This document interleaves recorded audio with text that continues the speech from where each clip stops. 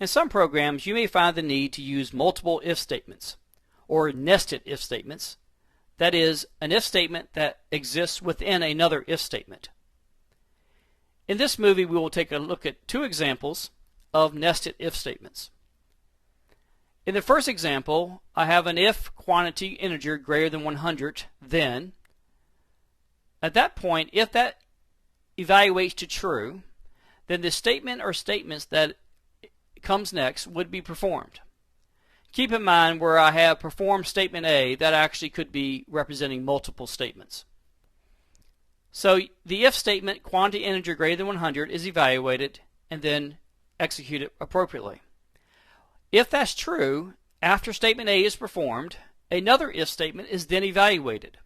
In this case, age integer compared to 18.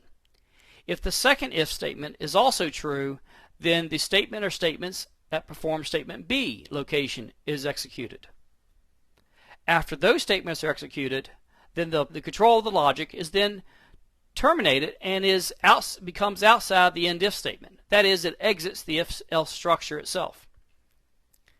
The perform statement C is not executed if that second if statement is true. However, if the first if statement is true, but the second if statement is false, then statements A and C are both performed.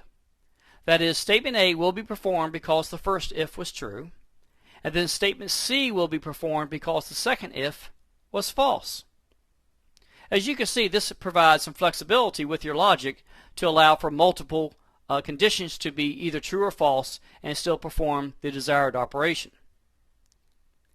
Note that if the first if statement is false, then the control is immediately transferred to the outermost else down the bottom of the screen, and statement D is performed. In this case, the inner if, that is the if age is greater than 18 statement, is not even evaluated. That is, for the second if statement to be even considered, the first if statement must be true. That is the key thing to recognize with nested if statements, that you could very easily place a code within an if statement and it will never be executed depending on the first if statement. But oftentimes this is the logic that you might need to perform the various combination of true and false conditions to perform the desired operation. Let's take a look at a very similar statement, but here we have the else has been moved up a little bit. In this case, we're comparing if quantity integer is greater than 100, then perform statement A just as in the first example. But now we are saying else perform the second if statement. So in this example, the second if statement, that is, if age integer is greater than 18, is only performed if the first if statement is false, which is really the opposite of what the first example was showing. Notice also in this example that perform statement D is going to be performed after the innermost if is performed, and also if the quantity integer is not greater than 100. You have to be very careful where you place statements that come immediately after end if statements. Recognize that the end if represents the conclusion of a logic block, and that once that logic has been executed, it will then, a flow of that logic will then drop down to the very next statement that follows the end if statement.